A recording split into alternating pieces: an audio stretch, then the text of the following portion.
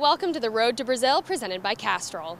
I'm your host Heather Soltis, and on this episode we'll recap the U.S. men's national team's first World Cup qualifying game against Antigua and Barbuda. We'll also take a look at the difficulties of playing on the road as the USA travels to Guatemala for its first away qualifier of the cycle. Plus, we'll get you all up to date on the current group standings.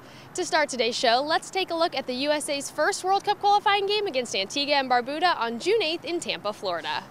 In front of more than 20,000 fans, the U.S. earned a 3-1 victory and 3 points in its first step on the road to Brazil.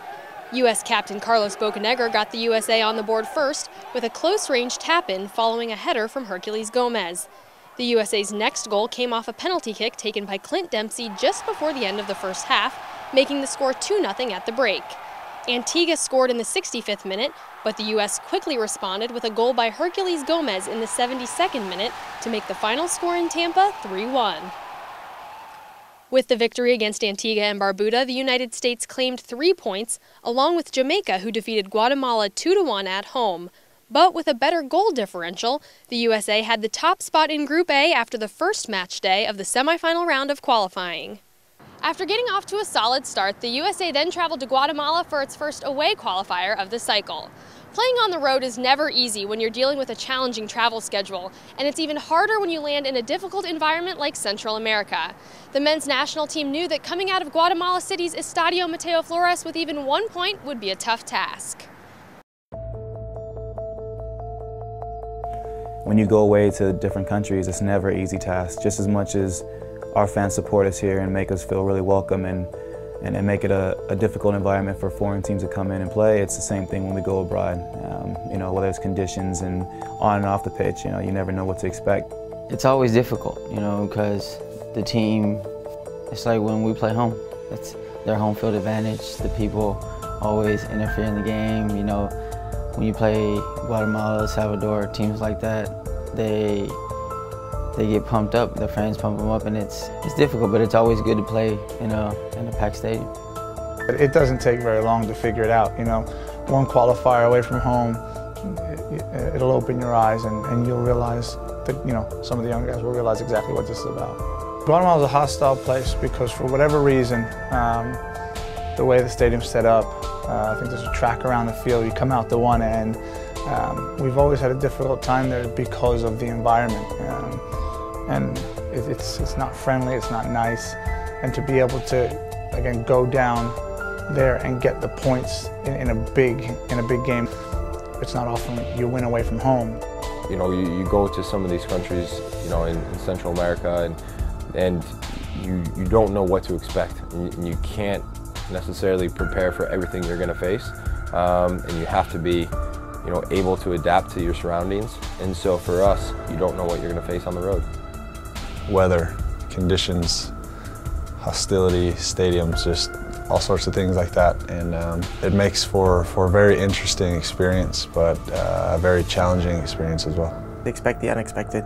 The various venues we play at they have extreme conditions, extreme weather, extreme fans. Occasionally the referees make crazy calls, and that's all. Having been through it a few times, these are all things I do expect this time around. You look at some of the top teams, they'll go to a smaller country and qualify and lose it, again, because the conditions aren't great. It's not what they're used to. So I think it's just part of what World Cup qualifying offers. With veterans on the roster like Tim Howard, Steve Cherundolo, and Carlos Bocanegra, who all have experience playing in the tough environments of Central America, the men's national team was prepared and ready for all of the challenges they would face when they stepped off the bus at Estadio Mateo Flores. After battling for 40 scoreless minutes, Clint Dempsey gave the USA a 1-0 lead with 5 minutes left in the first half. Left back Fabian Johnson attacked up the left flank and slipped the ball to his right for Dempsey, who eluded 2 defenders and placed a low drive into the back of the net.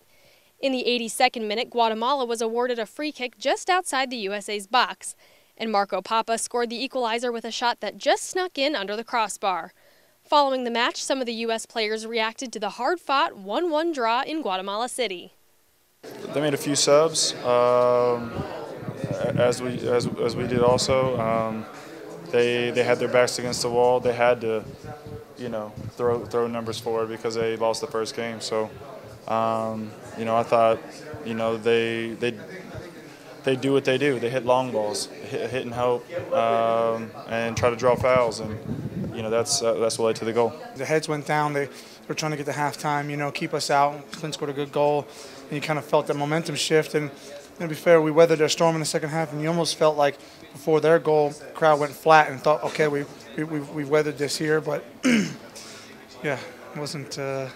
We feel a little bit dejected not having gotten 3 points, but they certainly deserve the point. I thought we did well handling it. It's just the ball bounces pretty good, and we defended, headed the ball out, cleared our line, stepped the line up. It's just one of those unfortunate, 7 minutes left in the game, and they get a free kick and they score. Disappointing, but we'll take care of business on our home front, and looking forward to getting back and winning these games at home. After the draw in Guatemala, the United States is still in first place in Group A. Jamaica and Antigua and Barbuda also played on June 12th and finished in a scoreless tie, giving each team 1 point.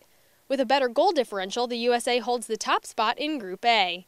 The U.S. will need to finish in first or second place in Group A to advance to the final round of qualifying and stay on track to qualify for the 2014 FIFA World Cup. Check back in September for a new episode as the U.S. prepares to take on Jamaica in back-to-back games.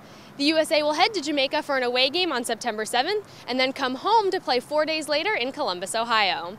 We hope you enjoyed this episode of The Road to Brazil presented by Castrol. See you next time.